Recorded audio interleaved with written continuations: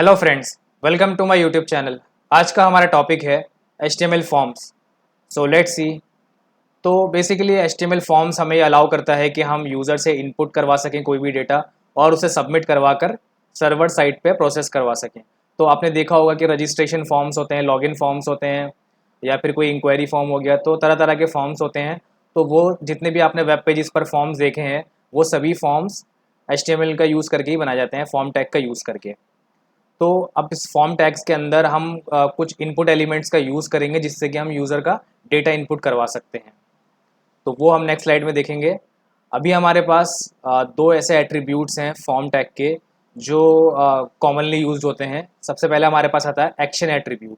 अब ये जो एट्रीब्यूट है, एक्शन एट्रीब्यूट, ये स्पेसिफाई करता है कि जो हमारा फॉर्म है वो कहाँ पर जाके सबमिट होगा, यानी जो हम फॉर्म का डेटा है वो हमें किस पर्टिकुलर लोकेशन पे हमें भेजना है। ठीक है, तो इस चीज़ का यूज़ जब आगे आप कोई भी प्रोग्रामिंग लैंग्वेज अगर आप पढ़ोगे तो वहाँ पर आपका इसका यूज़ देखोगे किस तरीके से हम एक्शन एट्रीब्यूट का यूज़ करेंगे वहाँ पर।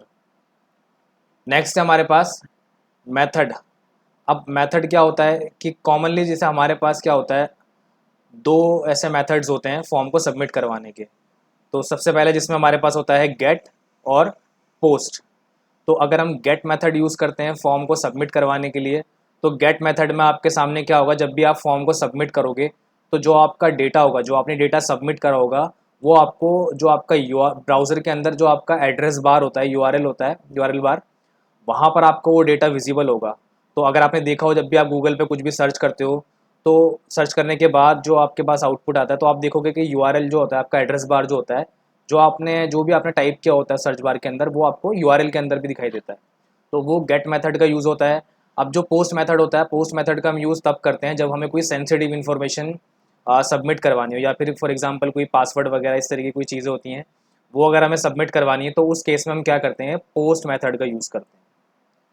तो इसके बारे में हम आगे देखेंगे जब हम आगे किसी प्रोग्रामिंग लैंग्वेज पे काम करेंगे। तो नेक्स्ट हमारे पास है इनपुट एलिमेंट। अब इनपुट एलिमेंट का किस तरीके से यूज़ होता है, यहाँ पे इनपुट एलिमेंट्स का यूज़ करके हम वो डेटा इनपुट कराते हैं जो हमें यूज़र से इन गेट करना है। तो ये जो इनपुट एलिमेंट्स हैं ये हमारे फॉर्म टैग के अंदर यूज़ होने वाले हैं। अब इन इनपुट एलिमेंट्स के अंदर डिफरेंट डिफरेंट टाइप्स का हम डेटा इनपुट करा सकते हैं, यानी डेटा के अलग अलग टाइप्स होंगे यहाँ पे। यानी कोई डेटा ईमेल टाइप का होगा, कोई मोबाइल नंबर होगा, यानी कोई न्यूमेरिक वैल्यू हो गई हमारे पास। ठीक है, कोई पासवर्ड हो गया हमारे पास। तो डिफरेंट डिफरेंट टाइप का हमारे पास डेटा होगा, तो उसके लिए यहाँ पे डिफरेंट डिफरेंट कैटेगरीज इन्होंने डिवाइड कर रखी हैं। तो जैसे सबसे पहले हमारे पास आता है इनपुट टाइप टेक्स्ट। अब ये तो होता है हमारा इनपुट टाइप टेक्स्ट, ये बाय डिफ़ॉल्ट होता है।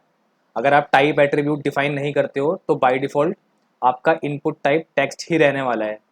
तो ये एक बेसिक सी आपको इनपुट फील्ड बनाकर दे देगा जिसमें आप सिंगल लाइन कोई भी टेक्स्ट वहाँ पर इनपुट करवा सकते हैं। तो एक बार आप प्रैक्टिकल देख लेते हैं इन सब का।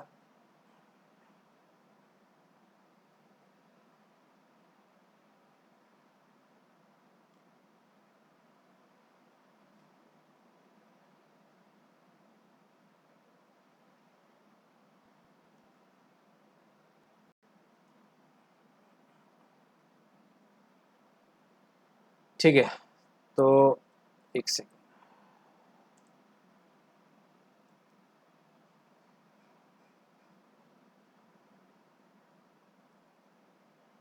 ओके, तो अब हम यहाँ पे यूज़ करने वाले हैं फॉर्म टैग का। तो यहाँ पर मैंने ये टैग यहाँ पे डिफाइन कर दिया है। अब इस टैग के अंदर हमें यूज़ करना है हमारा इनपुट एलिमेंट। तो ये हमारा इनपुट एलिमेंट है। अभी जो हमारा इनपुट एलिमेंट है ये क्लोज नहीं होता है। ठीक है, तो ये सेल्फ क्लोजिंग होता है। तो सेल्फ क्लोजिंग जो भी जितने भी हमारे टैग्स होते हैं उनको हम इस तरीके से डिनोट करते हैं। ठीक है, लास्ट में हमारे पास ये इस तरीके से फॉरवर्ड स्लैश आ जाता है। अब इस इनपुट एट्रीब्यूट के अंदर अगर मैं इसको अभी ब्राउज़र पे अगर मैं रन करता हूँ इस प्रोग्राम को, तो देखते हैं क्या आउटपुट आता है हमारे पास।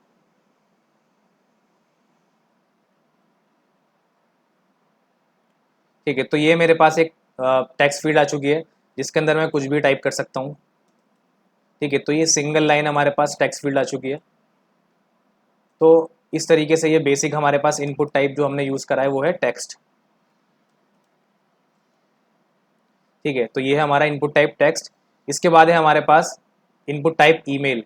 अब ये फील्ड का काम होता है जब भी अगर हमें यूज़र से कोई ईमेल एड्रेस इनपुट करवाना हो, तो उस केस में हम यूज़ करते हैं इनपुट टाइप ईमेल।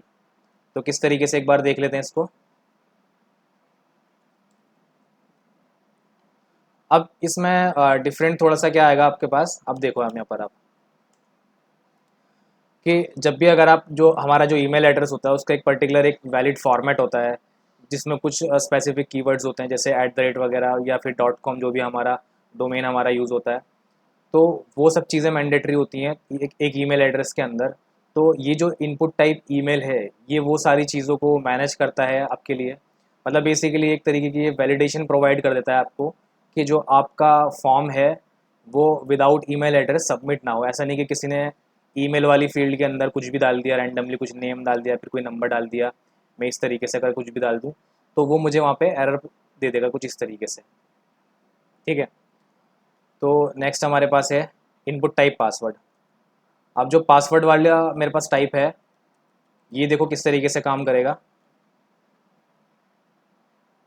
अब देखो, अगर मैं यहाँ पे कोई भी टेक्स्ट, कोई भी रैंडम कोई भी इनपुट या फिर कोई नंबर या फिर कोई भी टेक्स्ट यहाँ पे प्रिंट करता हूँ, मैं यहाँ पे टाइप करता हूँ, तो ये किस तरीके से शो करेगा इस चीज़ को। ठीक है, अब देखो यहाँ पे ये क्या कर रहा है, जो भी मैं यहाँ पे टाइप कर रहा हूँ उसे ये एक सर्कल में या फिर जो भी एस्ट्रिक वगैरह है उसमें ये कन्वर्ट कर देगा। तो यानी जो भी अगर आपके आसपास कोई भी अगर पर्सन बैठा होगा, अगर आपको पासवर्ड टाइप करना है, तो उस केस में क्या होगा, उस पर्सन को यहाँ पे नहीं दिखेगा आपकी ब्राउज़र स्क्रीन पर कि आप क्या टाइप कर रहे हो। तो ये उस केस में काफ़ी हेल्पफुल है जब आप पासवर्ड वगैरह का यूज़ करते हो। नेक्स्ट है हमारे पास नंबर। अब नंबर क्या करता है हमारे पास, नंबर बेसिकली हमें ये अलाउ करता है कि हम इस इनपुट फील्ड में सिर्फ नंबर ही यूज़ करें। ठीक है, अगर मैं कोई टेक्स्ट यहाँ पे प्रिंट करने की कोशिश करूँगा तो ये टेक्स्ट इनपुट नहीं करेगा, ओनली नंबर्स। नेक्स्ट है अब हमारे पास चेक बॉक्स। अब चेक बॉक्स का यहाँ पे यूज़ क्या होता है, जैसे अगर आपके पास मल्टीपल ऑप्शंस हैं, अगर आप अपने यूज़र को ये मल्टीपल ऑप्शन देना चाहते हो, फॉर एग्जांपल आपने एक रजिस्ट्रेशन फॉर्म बनाया एक स्टूडेंट के लिए, तो उसमें आपको अगर ऑप्शन देने हैं कि भाई हॉबीज़ वगैरह आपको सेलेक्ट करनी है, यूज़र से सेलेक्ट चूज़ करवानी है, तो हॉबीज़ जो है वो मल्टीपल हो सकती हैं किसी की भी। फॉर एग्जांपल क्रिकेट है या फिर स्विमिंग है या फिर म्यूज़िक वगैरह, तो उस केस में हम चेक बॉक्स का यूज़ करते हैं जहाँ पर हमें मल्टीपल सिलेक्शन चाहिए होता है, मल्टीपल हमें इनपुट चाहिए होते हैं। तो यहाँ पर हम यूज़ करेंगे इनपुट टाइप चेक बॉक्स। अब ये चेक बॉक्स तो हमारे पास आ गया है, अब साथ में हमें यहाँ पे देना होगा लेबल। अब लेबल किस चीज़ के लिए देना है हमें, कि अब यहाँ पर हमें ये चीज़ डिफाइन करनी है कि ये जो चेक बॉक्स है हमारा वो किस पर्टिकुलर इनपुट फील्ड को रेफ़र कर रहा है। तो यहाँ पर हमने लेबल टैग का यूज़ करा है। तो कॉमनली वैसे हम ये इनपुट एलिमेंट के साथ ही यूज़ करते हैं लेबल टैग का। तो यहाँ पर जैसे मैंने दे दिया यहाँ पर क्रिकेट। ठीक है, तो इस तरीके से ये जो एक पूरी हमारा एक चेकबॉक्स बन गया। सेकंड अगर हम इसकी कॉपी कर दें अगर,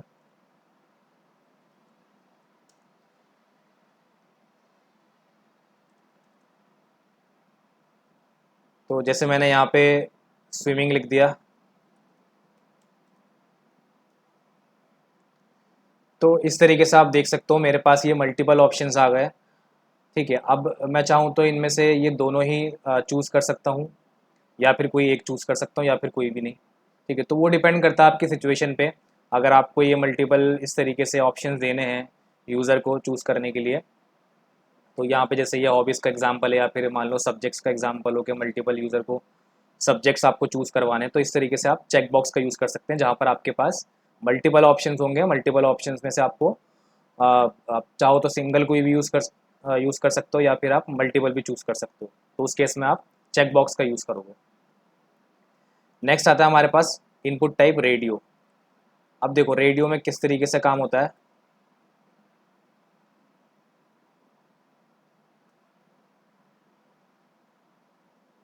अब इसको हम मान के चलते हैं जेंडर वाले केस में।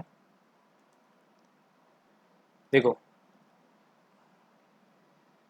जब भी आप रेडियो बटन्स का यूज़ करोगे तो यानी यहाँ पर आपको मल्टीपल ऑप्शंस में से कोई भी एक ही ऑप्शन चूज़ करना है, ठीक है। आप एक ही ऑप्शन चूज़ कर सकते हो, आप दोनों ऑप्शंस को चूज़ नहीं कर सकते, ठीक है।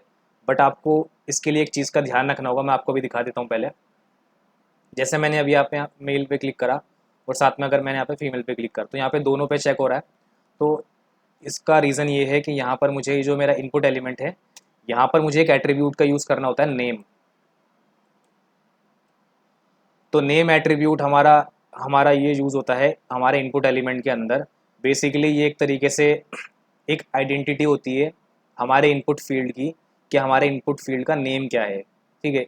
इस बेसिकली इस एट्रीब्यूट का यूज़ हम जब सर्वर साइट पर हम अपने डेटा को सबमिट करवाते हैं, तो वहाँ पर हम इस की हेल्प से हम इस पर्टिकुलर इनपुट को हम एक्सेस कर पाते हैं। तो वो आप आगे के वीडियोज़ में देखोगे कि वो चीज़ किस तरीके से काम करती है। तो अभी के लिए मैंने यहाँ पे कोई इस नेम को मैंने यहाँ पे नेम एट्रीब्यूट के अंदर मैंने कोई भी यहाँ पे मैं वैल्यू प्रोवाइड कर सकता हूँ जो भी मैं देना चाहूँ। तो जैसे मैंने यहाँ पे दे दिया जेंडर, कि जो मेरी इनपुट फील्ड है वो है जेंडर के लिए, ठीक है। अब क्योंकि ये दोनों ही मेरी इनपुट फील्ड मेरी इसीलिए हैं जेंडर के लिए, तो मैंने यहाँ पे दोनों में जेंडर दे दिया है। अब यहाँ पे अगर मैं रिफ़्रेश करूँगा, अब देखो अगर मैंने मेल पे क्लिक करा और अगर मान लो मैं किसी दूसरे रेडियो बटन पे क्लिक करता हूँ जिसकी नेम की वैल्यू सेम है, ठीक है। जैसे यहाँ पे हमारे पास क्या है, नेम जेंडर है तो यहाँ पे मेरे पास मेल और फीमेल दोनों ही जेंडर हैं, तो इसलिए मैंने यहाँ पे दोनों की जो कीज़ हैं, दोनों की जो कीज़ की वैल्यू है, नेम की वैल्यू है, वो सेम रखी है। तो अगर आप यहाँ पे अगर मैं कोई दूसरा रेडियो बटन चूज़ करता हूँ तो क्या होगा, पहला वाला अनसेलेक्ट हो जाएगा इस तरीके से। तो ये रेडियो बटन का हमारे पास यूज़ केस होता है हमारे पास। नेक्स्ट है हमारे पास इनपुट टाइप डेट। अब इनपुट टाइप डेट किस तरीके से काम करता है वो एक बार देख लेते हैं।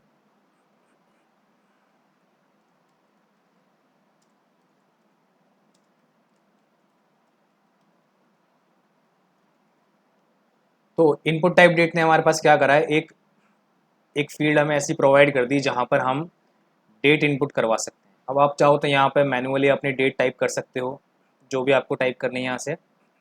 अदरवाइज़ आपको ये एक कैलेंडर भी प्रोवाइड करता है कुछ इस तरीके से।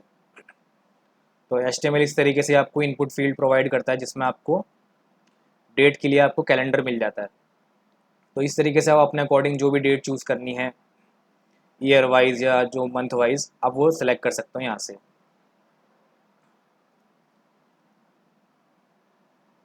नेक्स्ट है हमारे पास इनपुट टाइप सबमिट। अब ये जो इनपुट टाइप सबमिट होता है बेसिकली ये क्या करता है, मैं आपको दिखा देता हूँ। ये एक बटन क्रिएट कर देगा।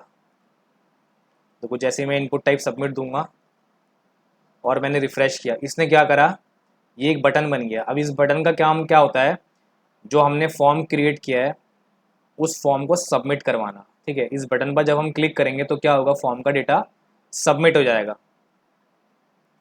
तो ये काम होता है हमारे इनपुट टाइप सबमिट का। अब इसी तरीके से हमारे पास होता है एक इनपुट टाइप रीसेट। अब रीसेट क्या करता है, रीसेट जितनी भी आपने फॉर्म में वैल्यूज़ इनपुट करी हैं उन सबको क्या कर देगा, रीसेट कर देगा। मैं दिखाता हूँ कैसे। जैसे मैंने अगर एक इनपुट लिया टाइप टेक्स्ट और साथ में मैंने एक रीसेट भी ले लिया है। अब मैंने यहाँ पे कोई वैल्यू प्रोवाइड करी फॉर एग्जांपल, ठीक है। अगर मैं रीसेट पे क्लिक करता हूँ तो क्या होगा, मेरा जितना भी फॉर्म का डेटा था वो सारा वैनिश आउट हो गया। तो इस तरीके से मैं रीसेट का भी यूज़ कर सकता हूँ। तो जितने भी मेरे फॉर्म के अंदर पर्टिकुलर फॉर्म के अंदर ये बटन होगा, जैसे ये मेरा फॉर्म है, मेरे फॉर्म के अंदर ही ये इनपुट टाइप रीसेट है।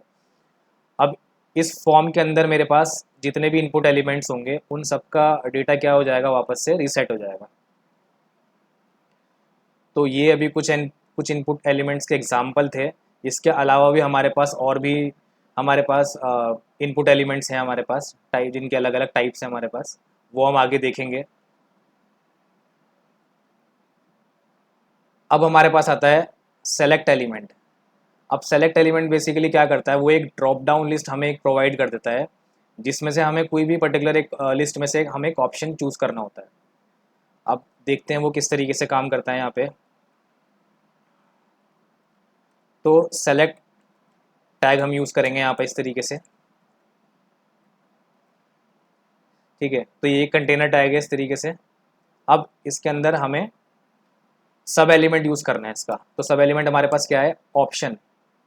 ये एक ऑप्शन टैग होता है जिसके अंदर हम अपने ऑप्शंस प्रोवाइड करते हैं, यानी जो हमारी एक ड्रॉप डाउन लिस्ट है उसमें से हमने कुछ ऑप्शंस दे दिए यूज़र को। अब उस यूज़र को उस ऑप्शंस में से कुछ भी चूज़ करना है, ठीक है। तो जैसे example item 1,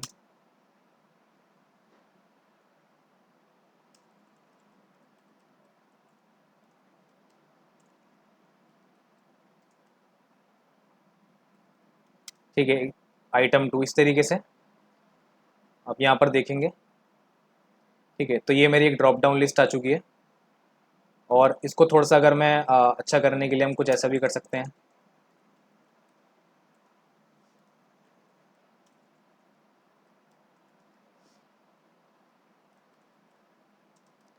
select an option.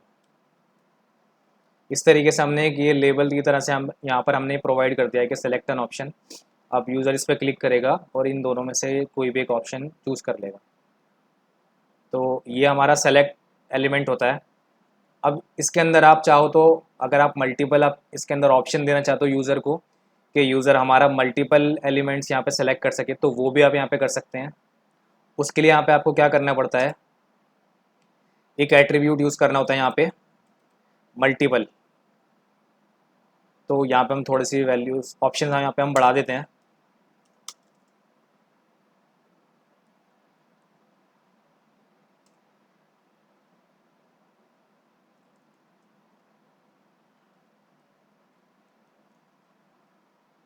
ठीक है, तो यहाँ पर आप देख सकते हो कि इस तरीके से मेरे पास जो मेरा ड्रॉप डाउन लिस्ट थी वो कुछ इस तरीके से शो हो रही है जब मैंने मल्टीपल एट्रीब्यूट का यूज़ करा।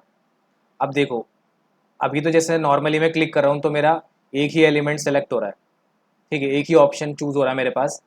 अगर मैं चाहता हूँ मल्टीपल चूज़ करना तो मुझे इसके लिए क्या करना पड़ेगा, कंट्रोल बटन प्रेस करके, कंट्रोल बटन मुझे प्रेस करके रखना है और फिर उसके बाद मुझे माउस से क्लिक करना है इस तरीके से।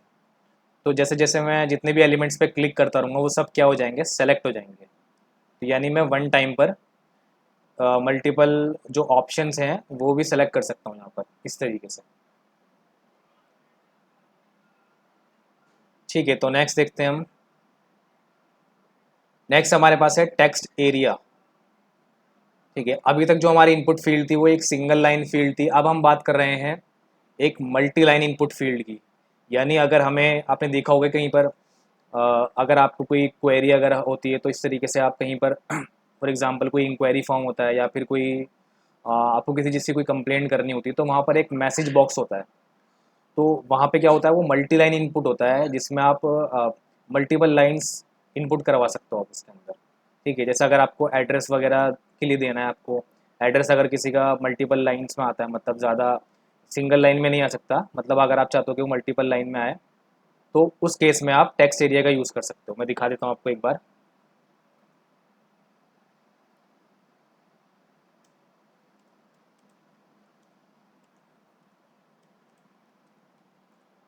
तो ये टेक्स्ट एरिया हमारा एट्रीब्यूट सॉरी एलिमेंट है इस तरीके से। अब देखो, मैं इसे रिफ़्रेश करके यहाँ पे चेक करते हैं, तो कुछ इस तरीके से हमारे पास ये एक टेक्स्ट एरिया आ चुका है जहाँ पर हम मल्टी लाइन इनपुट कर सकते हैं। जैसे मैंने यहाँ पे लिखा हेलो, फिर जैसे मैं एंटर करूँगा तो ऑटोमेटिकली क्या हुआ, वो नेक्स्ट लाइन में शिफ्ट हो गया। फिर मैंने लिखा वर्ल्ड, ठीक है, फिर मैंने एंटर करा तो वो क्या हो रहा है, नेक्स्ट लाइन में शिफ्ट हो रहा है।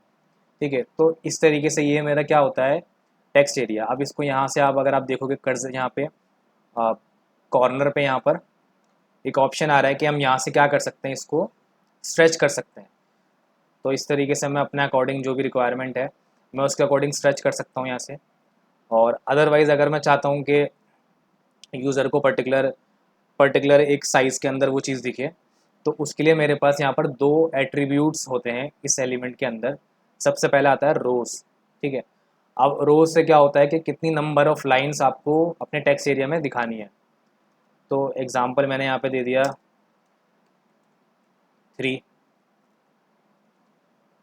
ठीक है, तो अभी यहाँ पर क्या है, जो मेरा कर्सर है, अब देखो यहाँ पे ये फर्स्ट लाइन, फिर ये सेकंड लाइन और ये थर्ड लाइन। तो यहाँ पर जो इसने रो क्रिएट कर दी वो कर दी है 3 लाइन के अकॉर्डिंग। सिमिलरली अगर आपको आपकी जो टेक्स्ट एरिया की विड्थ है, अगर आपको वो भी इंक्रीज करनी है तो उसके लिए आपको यूज़ करना पड़ेगा एट्रीब्यूट कॉल्स यानी कॉलम्स। तो कॉल्स में भी मान लीजिए मैं यहाँ पे 3 दे देता हूँ अगर, ठीक है। तो इसने क्या करा, 3 कॉलम्स की जगह बना ली, ठीक है। अब अपनी नीड के अकॉर्डिंग यहाँ पे मैं चेंजेस कर सकता हूँ, मैं जितनी मर्जी चाहे, ठीक है। इसकी विड्थ यहाँ पे उसके अकॉर्डिंग इंक्रीज होती रहेगी। तो इस तरीके से आप टेक्स्ट एरिया का भी यूज़ कर सकते हो।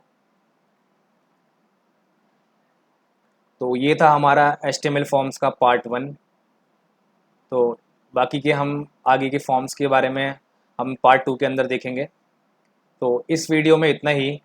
सी you in the next video.